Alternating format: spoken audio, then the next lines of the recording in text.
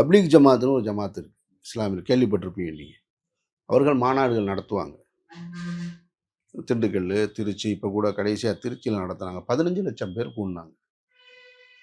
அவங்க வந்ததும் தெரியாது, போனதும் தெரியாது. விளம்பரம் பண்ணுவாங்க. ஒரு 2 நாள் நடத்துவாங்க அந்த மாநாடு, ஆன்மீக மாநாடு, இஸ்லாமியர்கள். அதை தமிழ்நாடு முஸ்லீம் முன்னேற்ற கழகம் நடத்தலை, மனிதநேய மக்கள் கட்சி நடத்தலை, முஸ்லீம் லீக் நடத்தலை, மனிதநேய ஜனநாயக கட்சி நடத்தலை. அது ஆன்மீகம் சார்ந்தவங்க நடத்துறாங்க. அதுதான் இதில் நீங்கள் கவனிக்கணும். நான் புரிஞ்சுதான் கேட்குறேன். இப்போ அரசியல் மாநாடுகள்லேயே அல்லாஹ் அக்பர்னு சொல்றது உண்டு. இல்லைங்க, நீங்கள் சொல்றது என்பது வேறு, இறைவனை எடுத்துட்டு வர்றதுன்னு வேறு. இப்போ இந்துக்களை பூரா இந்துக்களே ஒன்று சேருங்கள் அப்படின்ற கோஷம் உங்களுக்கு என்ன சொல்ல வருது? அதுக்கு பதில் சொல்லுங்க. இந்துக்களே ஒன்று சேருங்கள் அப்படின்னா எதுக்கு? அப்படின்னா அறுபடை வீடுகளையும் பாதுகாக்கணும். இவ்வளோ நேரம் பாதுகாத்து இவங்க தான் திடீர்னு வந்து பாதுகாக்கிறாங்களா? இப்போ இந்த அறுபடை வீடுகளுக்கு என்ன இது வந்தது? இப்போ அச்சுறுத்தல் வந்தது. திருப்பரங்குன்றம் மலையில வந்து பிரச்சனை இருக்குல்ல. என்ன பிரச்சனை இருக்கு? நீங்களாம் திடீர்னு ஒரு பிரச்சனை சொல்றீங்க. அந்த மலை முருகனுக்கு சொந்தமானது. ஆமாங்க, அதை மக்கள் முடிவு பண்ணட்டுங்க. நீங்க யாருங்க முடிவு பண்றது?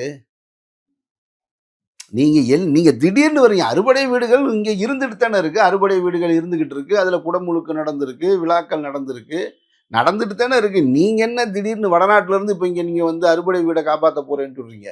லாஜிக்கே இல்லைங்கிறீங்களா? லாஜிக்கே கிடையாதுங்க. லாஜிக் கிடையாதுன்றது இல்லை. அவங்களுடைய நோக்கம் மாநிலத்துக்கு மாநிலம் அந்தந்த மக்களுடைய நம்பிக்கை, கடவுள் நம்பிக்கையை அரசியலுக்கு பயன்படுத்துறது தான் பாஜகவுடைய திட்டம், ஆர்எஸ்எஸ் உடைய திட்டம். அதுல தமிழ்நாட்டில் தொடர்ச்சியாக தோல்வி விட்டுக்கிட்டு இருக்காங்க. அப்போ அவங்களுக்கு இப்போ கிடைச்சிருக்கிறது இந்த முருகன். நான் கேட்கறது 2026 இப்போ முருகனை கையில் எடுத்திருக்கோம், 2026 தமிழ்நாட்டில் கையில் எடுப்போம்னு சொல்றது அரசியலா இல்லையா? அதை சொல்லுங்க. இப்போ 15 லட்சம் பேர் கூடின தப்லீக் ஜமாத்தில் இஸ்லாமியர்கள் கூடினாங்க, ஆன்மீகம் பேசுனாங்க. அடுத்த முறை இஸ்லாமிய ஆட்சி நடக்கும்னு அதை பற்றி பேசுனாங்களா இங்கே? நீ அதை தானே கவனிக்கணும். நீங்கள் இல்லை அந்த மாநாட்டுக்கு வாங்கன்னு சொல்லி இங்கே இருக்கக்கூடிய தமிழ்நாட்டில் இருக்கக்கூடிய இஸ்லாமிய இயக்கங்கள் அழைப்பு கொடுத்தாங்களா? நிறைய கிறிஸ்தவ அமைப்புகள், இஸ்லாமிய அமைப்புகள்லாம் யாருக்கு ஓட்டு போடணுன்றதை தீர்மானிக்கிறாங்க. அதுவும் சரி, சொல்றாங்க. ஓட்டு போட்டு தீர்மானிக்கிறதுக்கும் நீங்க வந்து ஆன்மீக மாநாட்டுக்கு கூட்டிட்டு வந்து நீங்க பிரச்சாரம் செய்யறதுக்கு வித்தியாசம் இல்லையா?